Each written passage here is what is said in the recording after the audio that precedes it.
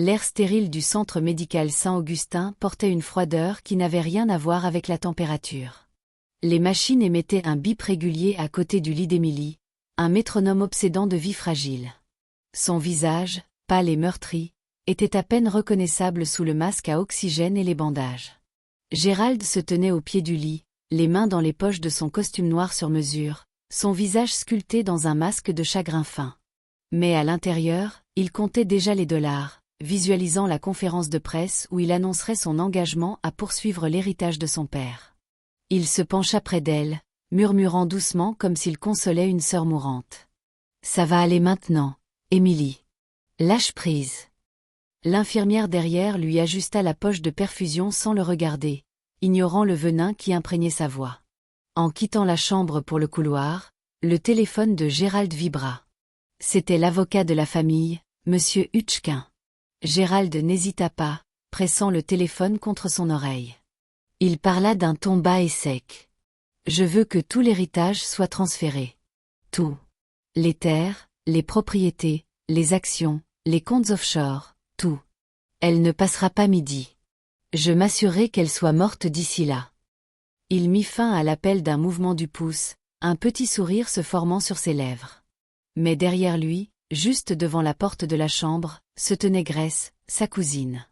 Elle s'était figée en entendant les mots de Gérald, son cœur battant d'incrédulité. Son téléphone enregistrait déjà, car elle préparait un message vocal pour sa mère. Et maintenant, il avait capturé une confession. Quand Gérald se retourna et la vit, Grace afficha rapidement un sourire crispé. « Je ne voulais pas t'effrayer, Gérald. Je venais juste voir Émilie, » dit-elle, forçant un calme qu'elle ne ressentait pas. Gérald scruta son visage, cherchant des signes de suspicion, mais elle garda une expression indéchiffrable.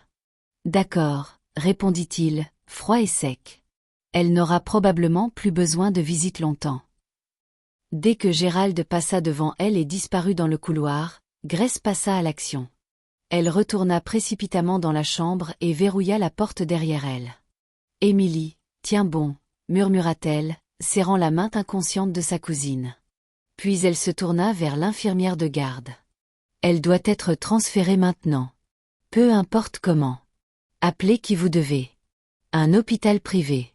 Ne dites rien à personne, surtout pas à son frère. » Elle montra sa carte d'identité, puis une liasse de billets. « Faites ça vite et en silence. » Dans l'heure, Émilie fut évacuée de l'hôpital déguisé, accompagnée de médecins privés vers un lieu tenu secret que Grace avait organisé. Personne à Saint-Augustin ne savait où elle était partie. Et c'était exactement ce que Grace voulait. Car si Gérald pensait qu'elle était morte, il pourrait enfin révéler quel genre de monstre il était vraiment. L'étude majestueuse de la propriété des Kensington sentait encore légèrement le cèdre et les vieux cigares.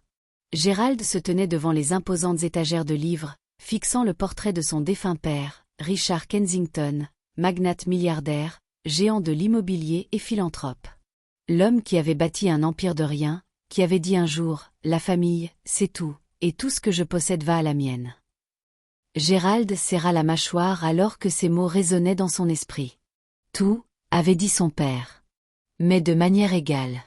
Le dernier testament de Richard avait été lu 2 semaines avant l'accident. Toute la fortune des Kensington était divisée en 2.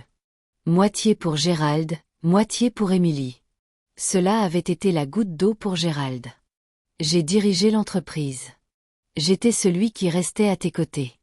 Et elle obtient 50%? Elle n'a rien fait. Avait-il crié à son reflet cette nuit-là. Elle ne mérite pas un centime. Gérald avait passé des jours à spirale, consumé par la rage et l'arrogance. Émilie, la cadette, la plus douce, avait toujours été la préférée de leur père. Émilie a du cœur, avait dit Richard un jour en face de son fils. Toi, tu as de l'ambition, Gérald, mais elle a une âme. C'est ce dont cet empire a besoin. Cette nuit-là, Gérald avait passé un appel. Un contact du milieu. Un homme qui ne posait pas de questions. Un coup planifié. Une mise en scène. Une voiture noire sur une route étroite, des freins sabotés. Des coups de feu tirés à travers le pare-brise. Mais au lieu d'Émilie, c'était le chauffeur qui était mort. Le corps d'Émilie, inconscient, avait été retrouvée dans l'épave par des randonneurs de passage. Toujours en vie, toujours respirante. Gérald ne l'avait appris que lorsque l'hôpital l'avait appelée.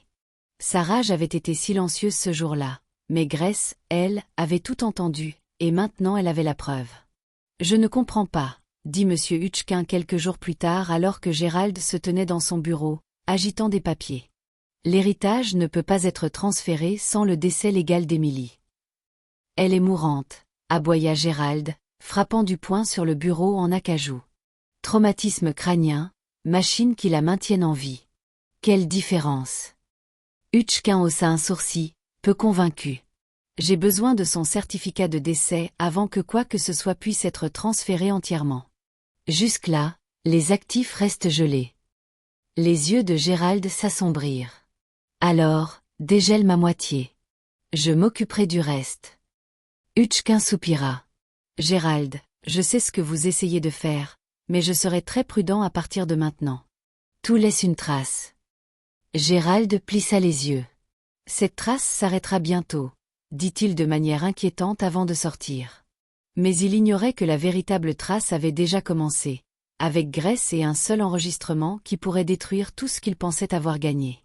L'établissement privé où Emily se rétablissait maintenant était niché dans les environs boisés de la ville, sous le nom de Centre de réhabilitation Sainte-Lucia. Il était petit, discret, et surtout, inconnu de Gérald. Grace faisait les 100 pas dans le couloir juste devant la nouvelle chambre d'Emily, ses talons claquant furieusement contre le sol poli. « Comment va-t-elle » demanda-t-elle à l'infirmière pour la 3e fois ce matin-là. « Ses signes vitaux sont stables. L'enflure n'est plus une menace pour sa vie, » répondit l'infirmière. Grace ferma les yeux de soulagement, sa voix tremblante. « Bien. Ne dites à personne qu'elle est ici. Pas même s'il montre un badge. Compris ?» L'infirmière hocha la tête. « Pas un mot, madame. » Grace se tourna vers la porte et entra lentement dans la chambre. Emily était allongée, inconsciente, mais en meilleur état, moins pâle. Sa poitrine se soulevait rythmiquement sous des draps blancs propres. Grace s'assit à côté d'elle et murmura « Tu vas te réveiller, et aime. Et quand tu le feras, je te jure que ce serpent de frère paiera. » De retour à la propriété des Kensington, Gérald était assis seul dans le vieux fauteuil en cuir de son père, faisant tourner du whisky dans un verre en cristal. Il s'impatientait. Toujours pas de nouvelles de l'hôpital, aboya Théil dans son téléphone. Ils disent qu'elle a été transférée dans un autre établissement, par un proche, répondit son détective privé. Gérald fronça les sourcils. Quel proche? Ils n'ont pas donné de nom. Juste qu'elle est dans un état stable. Gérald jura à voix basse. Elle aurait dû mourir dans cet accident, marmonna-t-il. Elle devrait être morte. Il se pencha en avant, se tenant la tête dans les mains. Puis son téléphone vibra. Un message de l'avocat, le partage de l'héritage reste en attente en raison de l'état d'Emily. Nous réexaminerons dans 30 jours. Il fracassa le téléphone sur la table, le verre se brisant. Elle gâche tout, et elle n'est même pas consciente. Plus tard cette nuit-là, Grace rencontra discrètement M. Hutchkin dans son bureau en centre-ville. Elle posa doucement son téléphone sur le bureau et appuya sur lecture. La voix de Gérald emplit la pièce. « Je veux que tout l'héritage soit transféré. Tout. Elle ne passera pas midi. Je m'assurerai qu'elle soit morte d'ici là. » Le visage de Hutchkin blêmit à la fin de l'enregistrement. « Mon Dieu » murmura-t-il. « C'est une tentative de meurtre et un vol. C'est des années de prison. » Grace se pencha en avant. « J'ai besoin de votre aide. Emily se réveillera bientôt, et quand elle le fera, nous reprendrons tout, légalement, publiquement. Je veux que le monde voie ce qu'il est. » Hutchkin hocha lentement la tête. « Je vais commencer à préparer un dossier, mais nous aurons besoin d'une preuve absolue de la conscience d'Emily avant de procéder. » Grace se leva. « Elle sera prête. Et quand elle le sera, Gérald Kensington souhaitera être mort à la place de notre père. » 2 semaines plus tard, les yeux d'Emily s'ouvrirent en papillonnant, et la pièce s'emplit du son de son faible souffle. Son corps lui faisait mal, sa tête palpitait, et le plafond blanc stérile au-dessus d'elle tournait comme un carrousel. Grace, qui s'était endormie dans le fauteuil à côté, se redressa avec un cri étouffé. « Emily !» Et M. Mon Dieu, Émilie! S'exclama-t-elle, saisissant la main de sa cousine avec des doigts tremblants. Émilie cligna lentement des yeux, sa voix à peine audible. Grace, où suis-je? Les larmes roulèrent sur les joues de Grace alors qu'elle appuyait sur le bouton d'appel de l'infirmière et se penchait près d'elle. Tu es en sécurité. Tu es en sécurité maintenant. Tu as eu un accident, mais tu t'en es sortie, Émilie. Tu as tenu bon. Les yeux d'Émilie se remplirent de confusion, puis de peur. Le chauffeur, je me souviens, il y avait des coups de feu, murmura-t-elle. Le sourire de Grace s'effaça. Je sais, et M. Je sais tout. Et tu n'es pas folle. Gérald a tout organisé. 3 jours plus tard, Émilie était assise dans son lit, les analgésiques atténuant le pire de ses blessures. Grace lui avait tout raconté, l'enregistrement, l'héritage, le transfert à l'hôpital privé. Émilie fixait devant elle, la voix tremblante. Il a essayé de me faire tuer juste pour de l'argent. L'argent de notre père. Grace, debout près de la fenêtre, les bras croisés, répondit d'une voix amère, oui. Et pas seulement essayer, il a déjà commencé à détourner des actifs. Hutchkin dit qu'il a falsifié des documents, vendu des actions, et même essayé de liquider la villa en bord de mer à Monaco. Émilie cligna des yeux, stupéfaite. Je n'ai même rien signé. Exactement. C'est pourquoi nous pouvons le coincer. Hutchkin prépare un dossier. Mais nous avons besoin que tu sois forte. Nous avons besoin de ta déclaration, de ton témoignage, et quand le moment viendra, nous avons besoin que tu montes à la barre pour l'exposer comme le monstre qu'il est. Émilie baissa les yeux sur ses bras meurtris, puis regarda par la fenêtre. Il n'aura pas un centime. Pas après ça. Je vais tout reprendre, et je m'assurerai qu'il pourrisse pour ce qu'il a fait. Pendant ce temps, Gérald faisait les 100 pas dans son bureau, la paranoïa grandissant comme un nuage d'orage. Pourquoi ne l'avons-nous pas trouvé? Aboya-t-il dans le téléphone. Je vous ai engagé pour localiser une femme dans le coma, pas pour jouer à cache-cache. Le détective hésita. Elle est hors réseau. Celui qui l'a déplacée l'a fait avec une discrétion de haut niveau. Aucun nom enregistré, aucune donnée d'assurance, rien. Presque comme s'il savait que quelqu'un viendrait la chercher.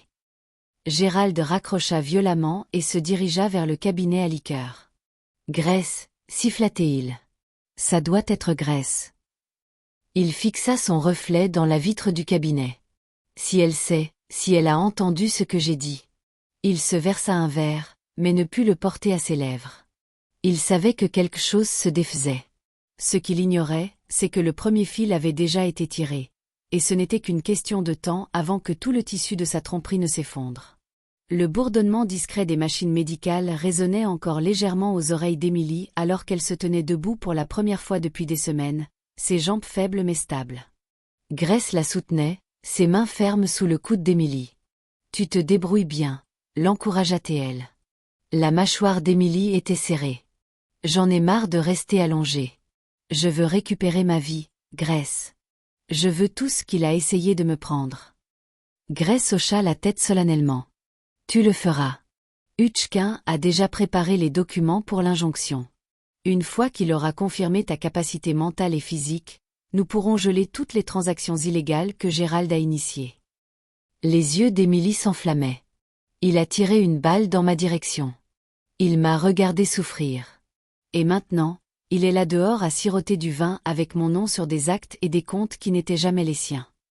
Sa voix se brisa, mais son dos se redressa. J'en ai fini de me cacher. 2 jours plus tard, Monsieur Hutchkin arriva à l'hôpital privé. Son expression s'adoucit lorsqu'il vit Émilie assise en robe, plus vive et plus féroce qu'il ne s'en souvenait. Mademoiselle Kensington, salua-t-il avec un léger hochement de tête. Vous n'imaginez pas à quel point je suis heureux de vous voir en vie. Émilie esquissa un sourire crispé. En vie, oui. Pas encore entière, mais j'y travaille. Hutchkin sortit un épais dossier et l'ouvrit. Gérald a agi de manière agressive. Il a transféré des fonds de compte partagés, déposé des revendications immobilières en utilisant des documents médicaux falsifiés, suggérant que vous êtes mentalement incapable. Si nous n'agissons pas vite. Alors agissons maintenant, interrompit Émilie. Vous avez ma signature. Vous avez mes mots. Déposez l'ordonnance restrictive, gelez tous les actifs, et préparez le procès. Et surtout, elle se pencha en avant, les yeux fixés sur les siens, faisons-le tomber pour tentative de meurtre. Hutchkin hocha la tête gravement. Nous sommes avec vous jusqu'au bout. Ce même soir, Gérald arriva à son Penthouse pour être accueilli par un coursier silencieux en costume gris. Il déchira l'enveloppe et lut les mots en gras, injonction d'urgence. Gel de tous les actifs personnels et professionnels. En dessous, une autre ligne, sous réserve d'une enquête sur des allégations de fraude, de détournement de richesse et de tentative d'homicide. Sa main trembla. « Qu'est-ce que c'est que ça » cria-t-il. Il jeta les papiers à travers la pièce et se précipita vers le balcon, sortant son téléphone de sa poche. « Mettez-moi en contact avec Hutchkin, maintenant. » Mais pas de réponse. Un deuxième appel. Boîte vocale. La respiration de Gérald devint saccadée. « Tu aurais dû rester dans ce lit d'hôpital, Émilie, » murmura-t-il dans la nuit. « Maintenant, je vais devoir finir ce que j'ai commencé. » Le lendemain matin, Gérald claqua la porte de son bureau derrière lui, le visage pâle de rage. « Je veux tous les avocats de cet immeuble dans mon bureau dans les 10 prochaines minutes, » aboya Théil dans l'interphone. Son assistante balbutia une réponse avant de s'éloigner précipitamment. Des papiers jonchaient son bureau, relevés bancaires, ordonnance de cessation, gel d'actifs, et une notification officielle d'une enquête criminelle imminente. Tout ce qu'il avait volé, vendu ou blanchi de la fortune familiale était maintenant sous le contrôle légal. « Elle est vivante », marmonna-t-il, serrant le bord du bureau jusqu'à ce que ses jointures blanchissent. « Elle est vivante et elle contre-attaque. » Puis on frappa à la porte. Il se tourna et vit Grace, calme, indéchiffrable, les bras croisés. « Tu sembles troublé, cousin, » dit-elle froidement. « Un problème avec les papiers. » Les yeux de Gérald s'écarquillèrent. « Toi, » grogna Théil. « C'est toi qui l'as déplacé. Tu l'as caché. Tu as trahi ton propre sang. » Grace entra et ferma la porte derrière elle. « Non, Gérald. Je l'ai protégé de toi. »« Tu ne sais pas de quoi tu parles, » cracha Théil. « Rien de tout cela ne tiendra. Elle n'était pas en état de prendre des décisions légales. Elle est mentalement instable, traumatisée. Elle n'est même pas complètement rétablie. » Le sourire de Grace était tranchant comme une lame. « Elle n'a pas besoin d'être complètement rétablie pour se souvenir que tu as essayé de la faire tuer. Elle se souvient des coups de feu, de l'accident, et j'ai l'enregistrement. Ton petit appel dans le couloir. Oui, je l'ai gardé. » Le visage de Gérald se tordit. « Tu n'oserais pas. »« Je l'ai déjà fait, » répondit-elle, jetant une clé USB sur son bureau. « Je l'ai donnée à Hutchkin. Je l'ai donnée à la police. J'en ai même fait une copie, au cas où quelqu'un essaierait de finir le travail. » Il se précipita vers elle, saisissant son bras. « Tu penses que tu es intouchable, Grace ?» grogna Théil. « Tu n'as aucune idée à qui tu te frottes. » Elle dégagea son bras, les yeux flamboyants. « Toi non plus. » Cette nuit-là, Gérald était assis en silence dans l'immense bureau de son père, le poids de tout s'effondrant autour de lui. Chaque fenêtre d'évasion avait été clouée, ses comptes bancaires gelés, ses avocats se retirant un par un, son nom, autrefois synonyme d'héritage, maintenant murmuré comme du poison à travers la ville. Un coup à la porte le fit sursauter. Il ouvrit et trouva 2 hommes en costume. L'un d'eux tenait un badge. « Gérald Kensington », demanda l'agent. « Vous êtes en état d'arrestation pour la tentative de meurtre de votre sœur, Emily Kensington, et pour le détournement illégal des actifs de la succession familiale. » La mâchoire de Gérald tomba, sa voix s'étranglant. « Vous ne pouvez pas. Gardez ça pour le tribunal, » dit l'homme froidement. Alors que les menottes se resserraient autour de ses poignets, les yeux de Gérald balayaient frénétiquement la pièce. Le portrait de son père semblait le fixer, sévère et jugeant. Pour la première fois, Gérald réalisa qu'il n'était pas arrêté dans l'empire de son père. Il était traîné hors de ses cendres. La salle d'audience était bondée, l'air si lourd de tension que même les journalistes se turent lorsqu'Émilie franchit les portes. Vêtue d'un costume bleu foncé, les cheveux tirés en arrière, elle ne ressemblait en rien à la patiente fragile qui s'était autrefois accrochée à la vie. Elle marchait avec détermination, le menton relevé, bien qu'une légère boiterie rappelât à tous la violence qui l'avait amené ici. Gérald était assis à la table des accusés, dans un costume gris qui ne lui allait plus comme avant. Ses traits autrefois soignés étaient émaciés par le stress, les yeux enfoncés, les mains tremblantes alors qu'il s'agrippait à la table. Lorsqu'il vit Émilie, ses yeux s'écarquillèrent, vacillant entre le choc et la fureur. Elle croisa son regard, froide, implacable et totalement sans peur. Le procureur se leva et commença. « Votre honneur, mesdames et messieurs du jury, aujourd'hui, vous entendrez l'histoire d'une trahison inimaginable d'un frère. Vous entendrez la voix d'un homme qui a comploté la mort de sa sœur pour s'emparer de son héritage. Vous verrez des documents falsifiés, des virements bancaires, et la preuve indéniable de l'intention de tuer. Nous ne traitons pas de soupçons. Nous traitons de preuves. » Un à un, les témoins furent appelés, l'infirmière de Saint-Augustin, le détective privé qui avait suivi Émilie, et enfin Grèce, dont l'enregistrement fut joué à haute voix dans la salle silencieuse. La voix de Gérald résonna dans les haut-parleurs. « Je veux que tout l'héritage soit transféré. Tout. Elle ne passera pas midi. Je m'assurerai qu'elle soit morte d'ici là. » Le jury fixa, horrifié. Gérald ne sia pas, mais la sueur perlait à son col. Puis vint Émilie. Elle se tenait droite dans le box des témoins, sa voix calme et assurée.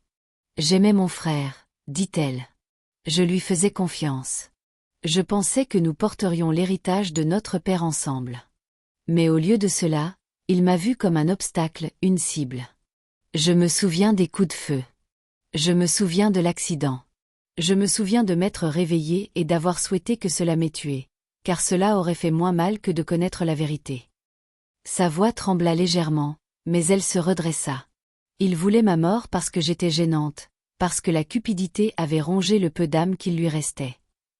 Gérald cria soudain, « Elle ment. Tout ceci est une mise en scène. » Le juge frappa son marteau, silence dans la cour. Émilie ne tressaillit pas. Elle fixa Gérald alors qu'il était réduit au silence. « Tu as peut-être essayé de mettre fin à ma vie, Gérald. Mais tu n'as mis fin qu'à la tienne. » Le jury ne fut absent que moins de 4 heures, mais pour Gérald, cela sembla 4 ans. Il était assis raide dans sa chaise, les mains maintenant menottées pour la durée des débats. Chaque claquement de chaussures, chaque murmure dans la salle semblait marteler son crâne. Ses avocats, désormais froids et mécaniques, l'ignoraient à peine.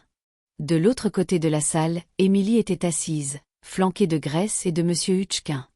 Elle portait le même costume bleu foncé, le même regard inébranlable. Ce n'était plus la fille faible et brisée dans un lit d'hôpital. C'était une survivante, et il le savait.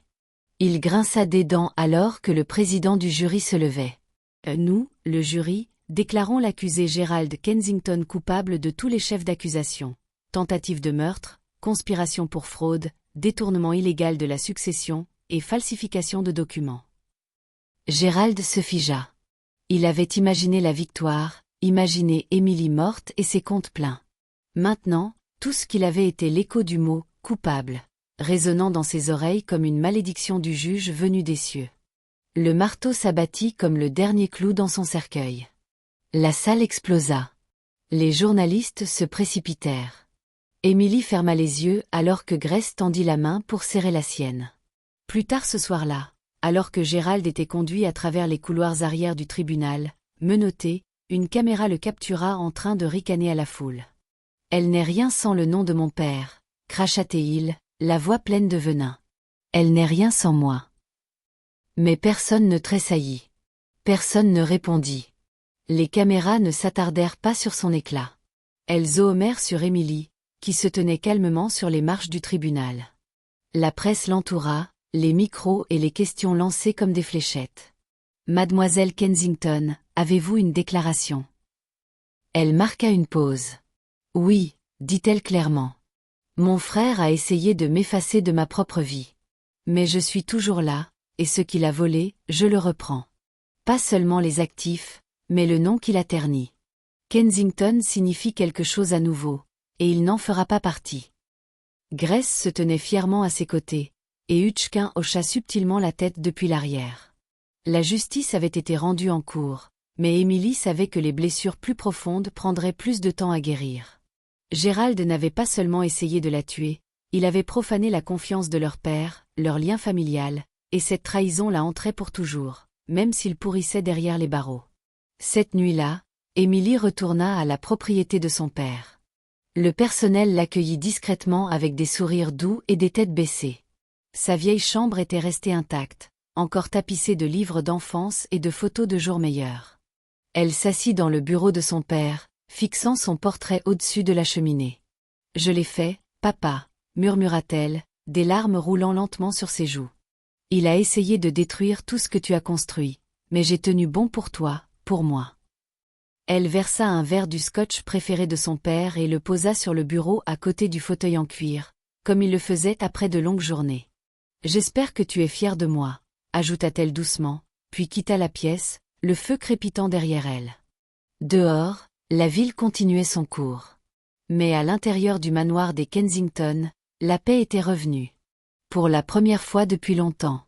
La prison n'était pas clémente avec Gérald Kensington. Fini les costumes, le vin fin, les jets privés. Désormais, il se réveillait au son des barreaux métalliques, des sols de ciment froid, et de la lumière fluorescente dure qui ne s'éteignait jamais complètement. Les gardiens savaient qui il était, l'ancien fils de milliardaire, maintenant juste le détenu 44 709. Certains se moquaient dans son dos. D'autres le regardaient avec un mépris silencieux. La nouvelle s'était répandue. L'homme qui avait essayé de faire tuer sa sœur pour un héritage. Même en prison, cela faisait de vous un paria. Il essayait de garder sa fierté, marchant droit, le menton relevé. Mais après des semaines de silence, à fixer des murs gris, à perdre appel après appel, quelque chose en Gérald commença à se fissurer. Il ne parlait plus beaucoup. Ne mangeait plus beaucoup. Il restait assis pendant des heures à fixer le béton, marmonnant pour lui-même. Elle aurait dû mourir dans cet accident. Ça aurait dû être elle. Ses anciens alliés avaient disparu. Ses avocats étaient partis. Le nom de famille auquel il s'accrochait comme une armure était maintenant synonyme de honte. Un matin particulièrement gris, il fut convoqué au bureau du directeur. Une lettre l'attendait, signée par Émilie. Au début, il refusa de l'ouvrir, la déchirant en deux avec des doigts tremblants. Mais quelque chose en lui le poussa à demander du ruban adhésif pour recoller le message. Lorsqu'il lut les premières lignes, son cœur s'arrêta. « Je t'ai pardonné à l'instant où j'ai réalisé que tu avais plus peur de moi que tu ne me haïssais. Tu avais peur de ce que je pourrais devenir sans toi. Et c'est exactement ce que j'ai fait. Je suis devenu tout ce que tu as essayé de voler. Et je ne laisserai jamais le monde oublier ce que tu as fait pour y arriver. » Elle avait joint une photo, une vieille image d'enfance d'eux deux souriant aux côtés de leur père, avec une inscription de sa main soignée au dos. « Ce garçon est mort. Tu l'as tué. Tout ce qui reste, c'est ce que tu es maintenant. » Gérald froissa la lettre, mais il ne pouvait s'arrêter de trembler. Au cours des mois suivants, Gérald s'enfonça davantage en lui-même. Même les gardiens cessèrent de se moquer de lui. Il devint un fantôme dans son propre corps, vivant mais ne vivant pas. La nuit, il entendait le bruit de l'accident dans ses rêves. Il voyait le corps brisé d'Émilie. Seulement cette fois, elle se levait et le fixait, les yeux pleins de jugement. « Tu as échoué, Gérald », murmurait-elle. « Mais pas moi. » Chaque fois, il se réveillait en sueur. Chaque fois qu'il voyait la lumière vacillante du couloir, il pensait que c'était une caméra, un journaliste, quelqu'un capturant sa chute. Mais le monde était déjà passé à autre chose. Émilie s'était élevée. Lui était tombée. Et tout ce qui restait était la ruine qu'il avait sculptée de ses propres mains.